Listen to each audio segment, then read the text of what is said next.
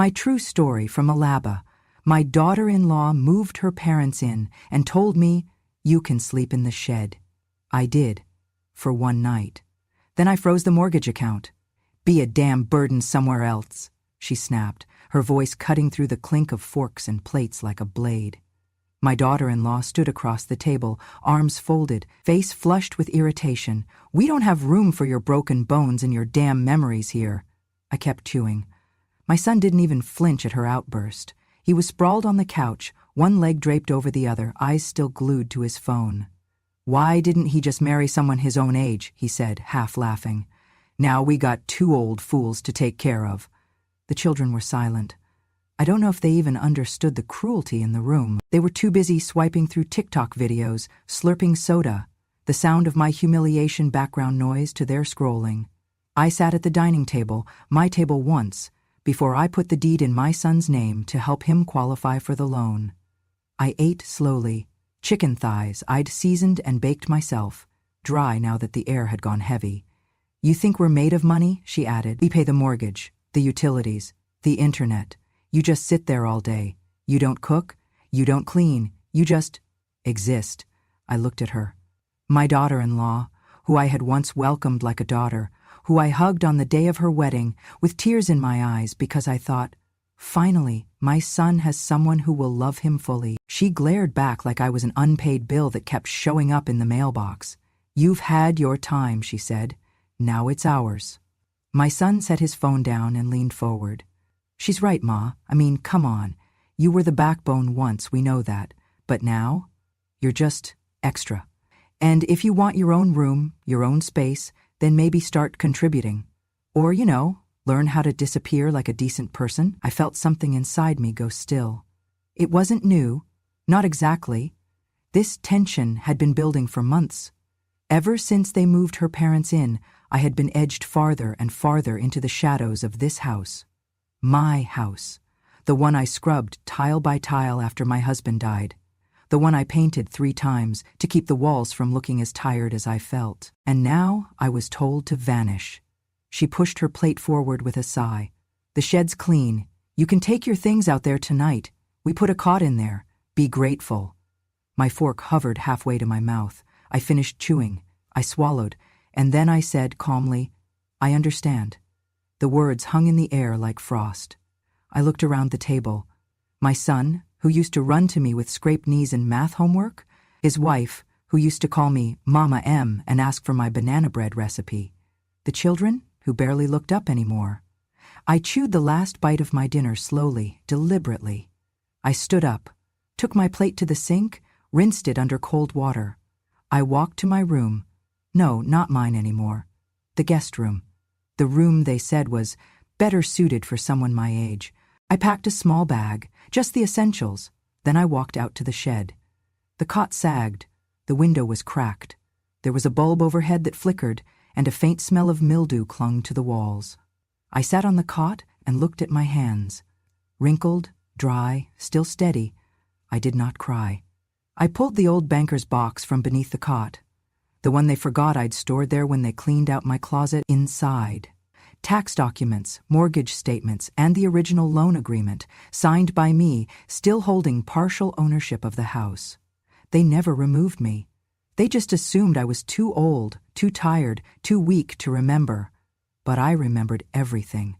I stayed up most of the night, reading by the flickering light, making a list in a small notebook I kept tucked in my cardigan, a list of calls to make, rights to assert, documents to retrieve. By sunrise, I had a plan. Let them think I was just a burden. They were about to learn how heavy I could truly be. The first night in the shed was colder than I expected.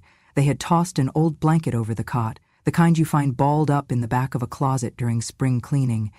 The fabric scratched my skin and did little to stop the night air that crept in through the cracked window and under the door. I kept my coat on and curled my legs in tight, trying to find warmth in a space that had never known comfort. Outside, the motion sensor light kept flicking on and off. Startled by wind or squirrels, each time it lit up the shed through the slats, I saw the outline of my former home, the kitchen where I used to make cornbread, the back porch where Robert and I once slow danced under string lights, the living room, where my grandchildren used to fall asleep on my lap during movies. Now I was here, a visitor to my own history. The air smelled like old oil and forgotten tools. I did not cry, but I did not sleep either. I watched the shadows shift until morning. When I opened the door at sunrise, the world was already moving without me. My son pulled out of the driveway without so much as a glance in my direction. My daughter-in-law came outside to check on her father's new recliner delivery, walked right past me as if I were a mailbox. The grandkids rode their scooters through the yard, nearly clipping the edge of the shed, too busy laughing to notice me standing there like an uninvited ghost. I sat by the garage for a while that morning, pretending to enjoy the sun. The garage didn't have a working door anymore, just a tarp, and they had filled most of it with storage bins. No one asked why I was there. That afternoon I swept the patio. No one asked me to. I wiped down the outdoor grill. I watered the potted plants, some of which I planted myself years ago. Still, no one said a word. I spent most of that week drifting between the garage, the back steps, and the shed. I wasn't allowed back in the main house unless I needed the bathroom. Even then, I heard the whispers behind the doors. She needs to learn boundaries. She's being dramatic. Maybe we should just get her a tiny home and put it in the back lot, as if I were a stray dog. That's when I started to remember. Not out of spite, but clarity. I remembered the day I co-signed the mortgage. My son was young, scared, and underpaid.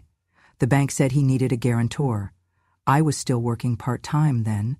Robert had just passed, and the house felt too quiet, so I said yes. I signed my name beside his, and I never took it off. They must have forgotten that part, or assumed I had. But I had not. One night in the shed, I dug through a box beneath the cot. Old envelopes, tax forms, yellowing folders, and there it was, the original mortgage agreement. My name, clear as day, beside his, joint owner, not co-signer, not temporary owner. I turned the page and saw the deed. An addendum signed but never filed. One they had meant to submit to remove me from the title. Never notarized, never finished. They got lazy. They thought I was finished. That night, with the wind rattling the window pane, I opened my old phone. The screen was cracked, and the battery barely held charge, but it could still connect to the internet. I searched, Alabama Property Law Joint Mortgage. Then, how to freeze mortgage account as co-owner. Then, rights of aging homeowners with title stake. I spent hours scrolling, reading, learning. Not for revenge, but for preparation, because I was not going to rot in that shed while they enjoyed the home I built. The home they were still legally sharing with me. They called me a burden, but I still had weight, and now I was going to use it.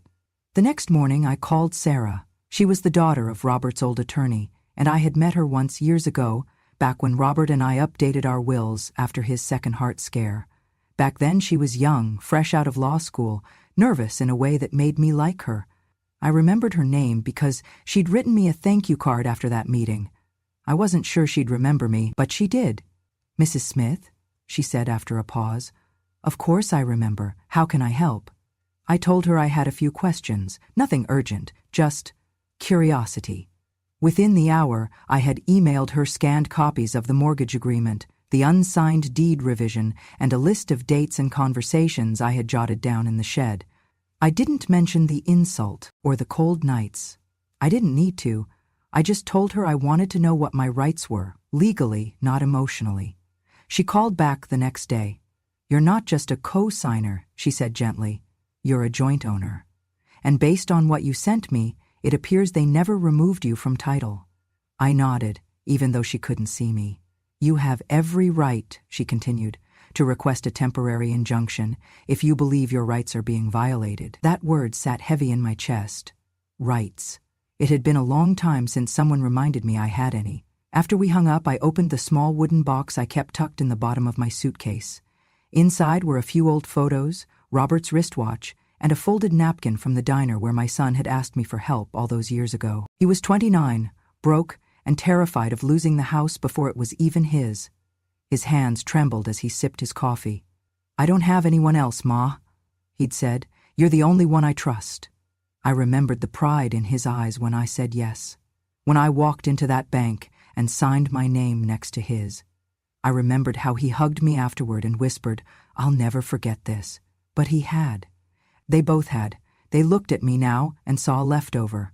But I was not a remnant. I was an investor, a stakeholder, a woman who still had a name on the deed. Sarah sent over a basic draft of the injunction. I read it 3 times before signing. It was simple, really, just a request to prevent unilateral decisions about the property without my consent. A pause, a freeze, a way to remind them that this home still carried my fingerprints. Once the papers were ready, Sarah filed them on my behalf. The bank would be notified, so would the mortgage company, and eventually, so would my son and his wife. I didn't tell them right away. I wanted them to feel the weight the same way I had, in silence, in the middle of a day they thought was theirs to control. That week, I stayed quiet. I still slept in the shed. I still swept the patio, but every step I took with the knowledge that I wasn't just an old woman squatting behind someone else's life. I was the co-owner of everything they took for granted, and now the law remembered what they chose to forget. The shed was quiet that night. Too quiet for sleep. I sat at the small folding table they had tossed in with the cot, its legs uneven on the wooden floor, creaking each time I shifted my weight. The laptop rested in front of me, an old hand-me-down model that took 10 minutes to boot and hummed like a microwave, but it worked. I logged into the mortgage account.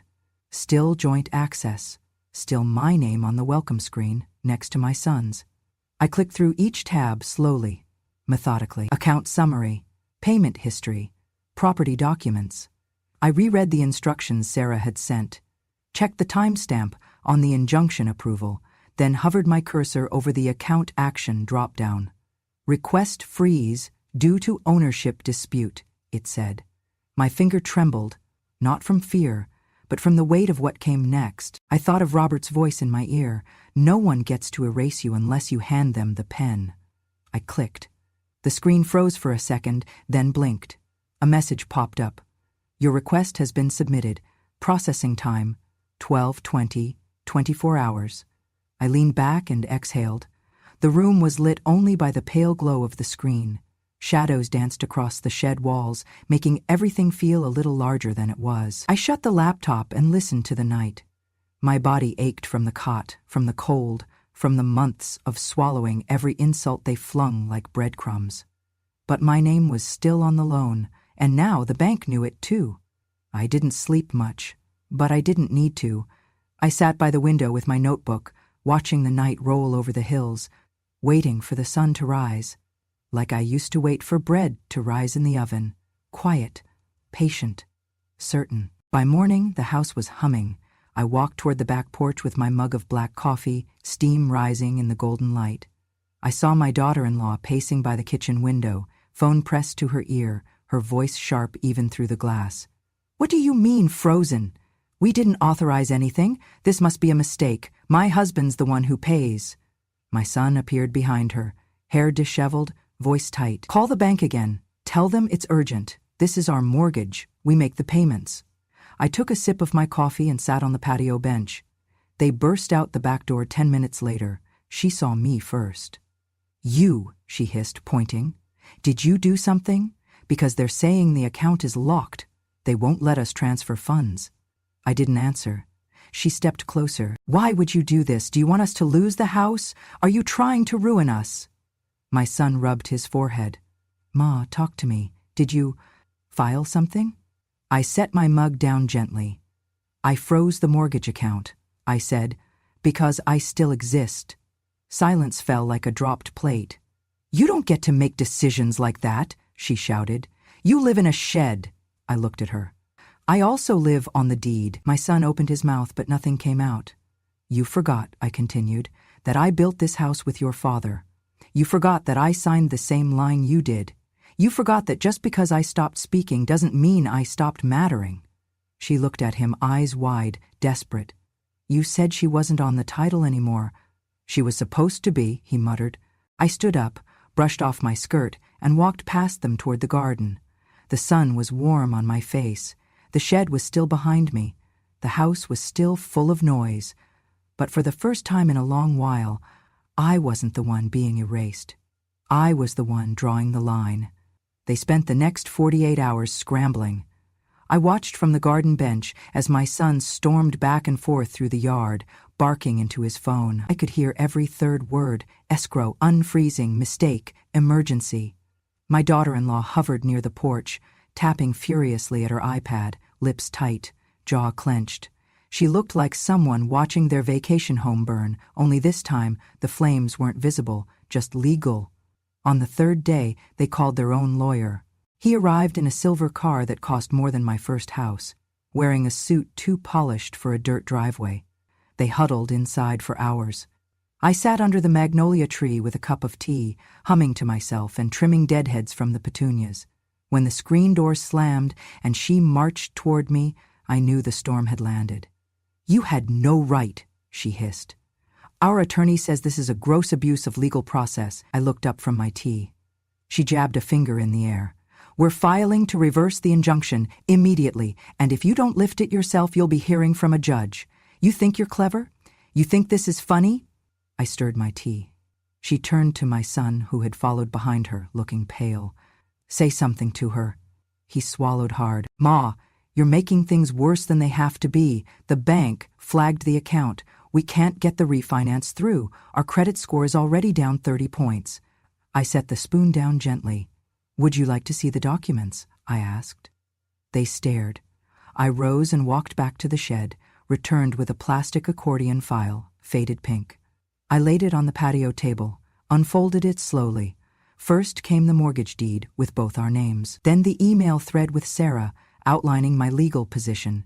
Then the stamped copy of the injunction order, temporary but enforceable. And finally, the screenshot of the mortgage portal, showing my login credentials and the freeze status, marked in red, "Joint Owner Action Dispute Filed." Their lawyer arrived just as my son was flipping through the papers. "Mrs. Smith," he said, adjusting his tie, "surely there's a more amicable path we can pursue. This is adversarial." "No," I said softly, "this is protective." My daughter-in-law clenched her fists. "So you're just going to ruin us out of spite?" I folded my hands. "No, out of self-respect." The lawyer stepped back. My son stared at the table. He didn't speak again. Later that evening, I received 3 emails from the mortgage company, 2 from the bank, and 1 certified letter from the court, acknowledging that all documents were in order. The freeze would remain until the issue of co-ownership was legally resolved. I poured myself another cup of tea, sat by the window in the shed, and watched the sun slip behind the roofline of the house I still partly owned. They could scream, call lawyers, threaten all they wanted, but now they knew. I was not just a burden. I was a barrier they could not bulldoze. We didn't speak for 3 days. The shed had grown quiet again, not with sorrow this time, but with a kind of calm before resolution. I made tea each morning, clipped herbs from the planters by the fence, and watched them from the distance of legality. They knew now. They had no choice. On the 4th morning, they came to me, together. My son held a folder in one hand, his wedding ring catching the light. My daughter-in-law stood behind him, face tight, lips thinned into a line that barely resembled a smile. "We want to talk," he said. I nodded, I figured. They sat at the patio table, while I remained standing, the distance between us a silent reminder of everything they had said and everything I had endured. "We're willing," he began, "to come to terms. A compromise." I said nothing. "If you remove the freeze," she added, "we'll formalize a living arrangement for you. You can have the shed permanently. We'll renovate it, make it livable." I sipped my tea. "No," I said softly. Their faces stiffened. "I'm not a dog in a kennel," I continued. "I won't sign anything that gives you the right to cage me at your convenience." My son looked confused. "Then what do you want?" I laid the papers down on the table. "Mother's first right," I said. "It's a legal amendment to the mortgage agreement, the property deed, and any refinancing going forward." My daughter-in-law scoffed. "What does that even mean?" "It means," I said, "that I am guaranteed residence in this home for the remainder of my life unless I choose otherwise. It means any major decision, sale, refinance, structural change, must come through me first, not after, not in secret, first." She stared at the document. And this, I added, unfolding another page, is a statement of damages. Emotional, financial, physical. I won't sue, I won't go public, but you will sign this acknowledgement and pay me a modest settlement. In cash. My son paled. You're blackmailing us. No, I said. I'm balancing the scales. They were silent for a long time. The risk to them was clear. Their credit was bleeding. Their options were limited, and if this dragged out, I would win, not just in court, but in the eyes of every neighbor, every coworker, every curious cousin who would wonder why the bank seized their perfect home. She signed first. Angrily, sloppily, he followed, slower, more pained. I waited until every line was initialed. Then I signed my name. Strong, clear. Sarah emailed me 5 minutes later. You did it, she wrote. I folded the papers, placed them in my file box, and walked back to the shed. Only, it was no longer a shed. Over the past week, while they were busy unraveling, I had begun to fix it. A neighbor installed insulation, another helped me string fairy lights around the ceiling beams. A retired carpenter added a proper lock, a fresh coat of blue paint, and a bookshelf by the window. Sarah asked if I were Hope yet. And I am, I replied. I remember asking, am I really going to be fairy girl again? Put carpet on the window. It had heat now. A reading lamp. A soft chair. My tea set. It was mine. As I sat in the doorway, the signed documents tucked beneath my hand, I felt something lift. Not triumph, but dignity. They had tried to make me invisible. Now, by law, I could no longer be ignored. They thought they were punishing me when they sent me to the shed. They never imagined I would turn it into a sanctuary and sign their surrender at the garden table. The shed, now painted sky blue with white trim, overlooked the small pond at the edge of the property, my favorite view.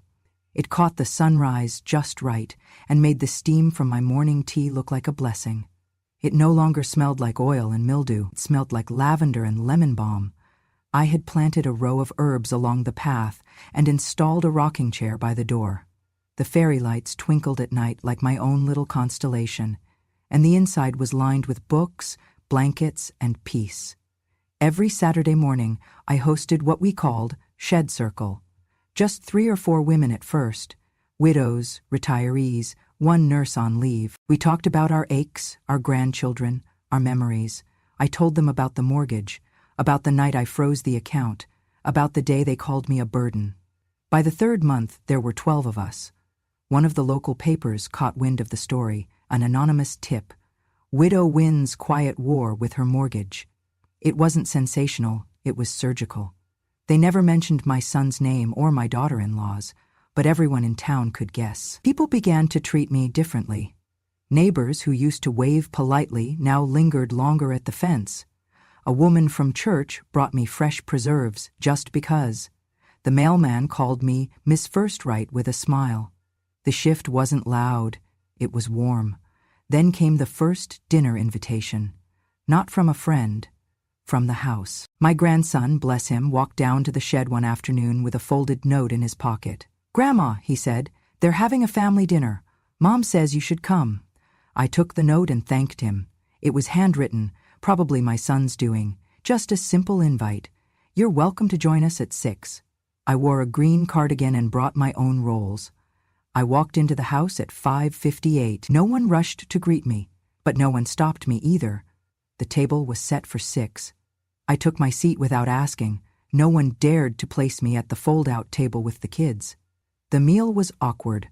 My daughter-in-law commented on the weather. My son asked if the heater in the shed was holding up. I nodded, said little. But when the meal ended and everyone began clearing plates, I stood up and said, "I'd like to invite you all to dinner." They froze. "My treat," I added. "You can bring your parents too. I believe family should be hosted with dignity." No one spoke. They just nodded. And that was enough. The next night I cooked in my little shed kitchen.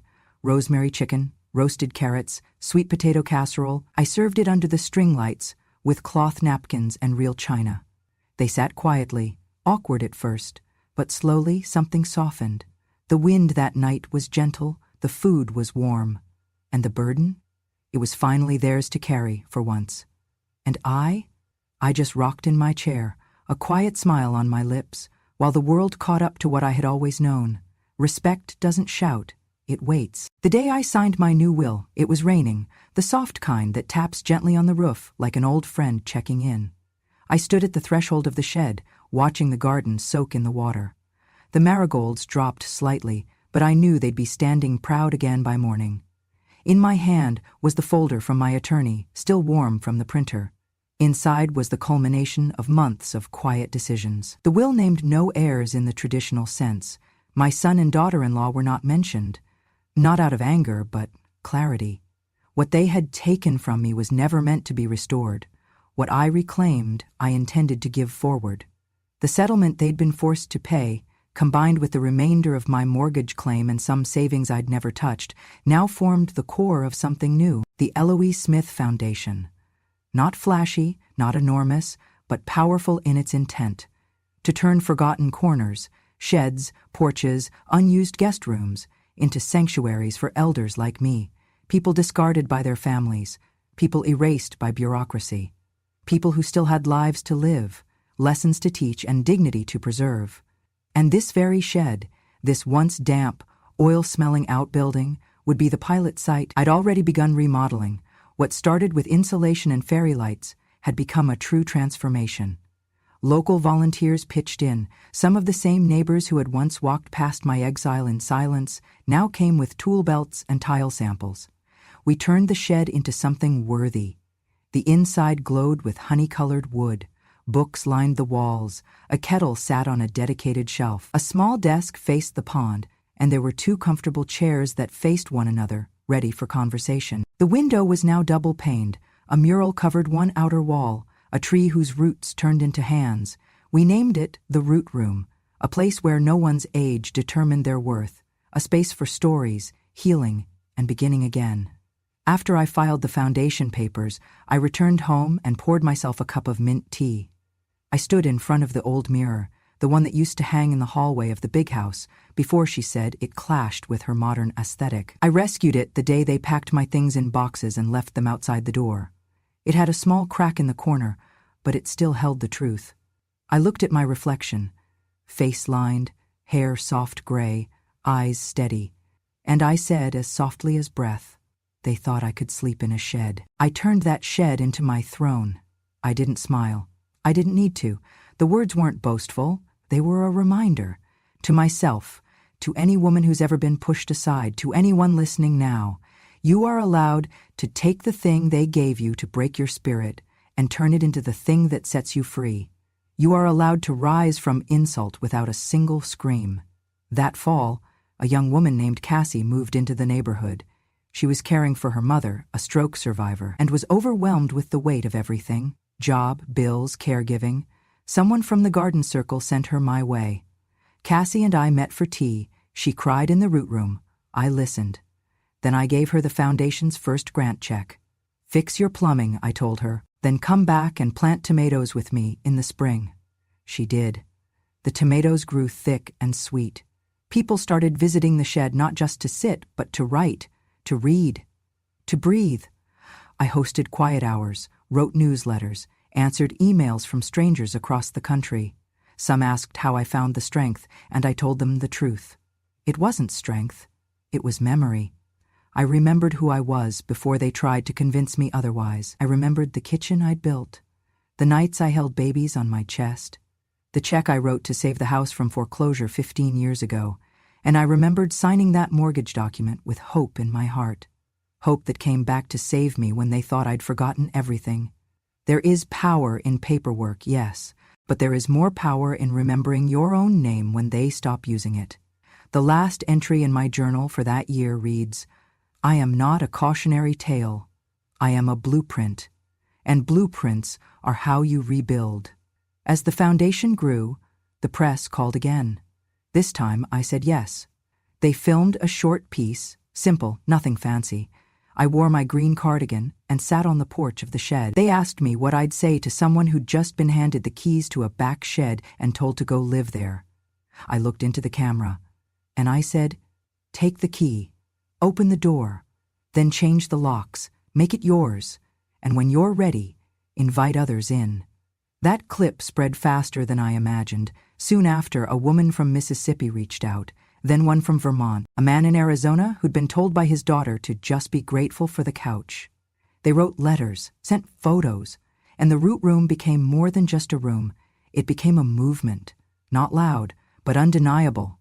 I never intended to become a symbol. Symbols are carved from tragedy or myth, and I was simply a woman who once said yes when I should have said not yet.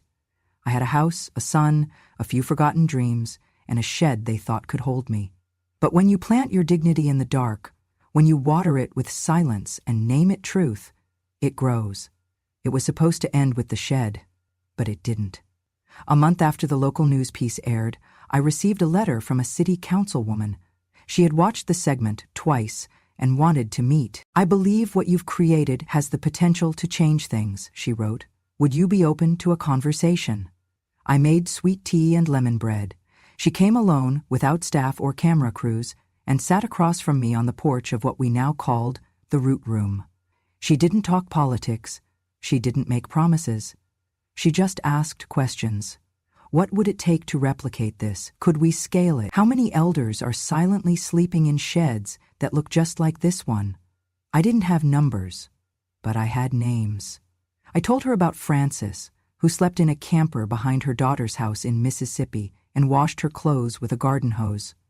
About Gerald in New Mexico, who shared a bunk bed with his grandson while his son drove a Tesla. About Linda, whose daughter posted videos of her silly old mom for likes while refusing to let her back into the kitchen.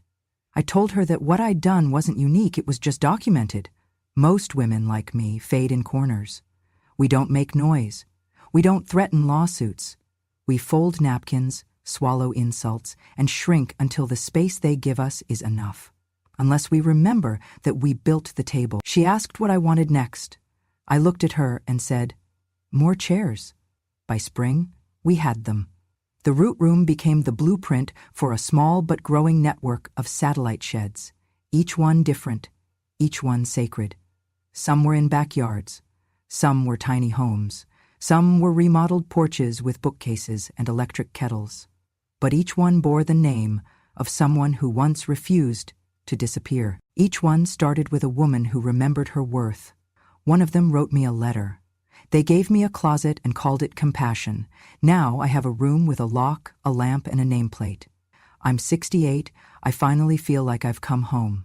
I cried when I read that one, not because it was sad, but because it was victory wrapped in a single paragraph. We held the first throne circle that fall. 15 women from across 5 states gathered at the Root Room. We shared meals, traded stories, wrote letters to our younger selves. I watched them laugh, cry, heal. I watched them pass the talking stick like it was a torch. One night, we sat under the stars, blankets on our laps, cider in hand, and someone asked me. I hadn't thought about it that way. I stared at the flames in the fire pit for a long moment. "I might have faded," I said. "That silence I once thought was safety, it would have become erasure." The truth is, the signature they needed to borrow from me became the very thing that saved me, not because it was legal, but because it was remembered. That's what no one tells you about aging. It's not your knees that betray you first. It's the world's memory of who you used to be. But I remembered. And in remembering, I wrote myself back into the story. Now, women like me write too. Every throne room keeps a journal, a shared one. Visitors write entries, notes, poems, even prayers. Some are funny, some are full of rage, some are nothing but a single sentence. Today, I was not invisible. We scan them, archive them. I read them aloud in our circles. Someday I'll publish them all. I've also started mentoring. Young women come now, granddaughters, volunteers, social workers. They sit with me and ask what to look for in contracts, how to protect their mothers, how to protect themselves. And I tell them, sign wisely, speak early, document everything. Do not confuse silence with safety, and above all, if they ever tell you to sleep in the shed, make it a throne. I still rock in my chair every morning. Still drink my tea just the way Robert liked it, strong, no sugar. Still keep a soft cardigan draped on the hook by the door. But I no longer sit alone.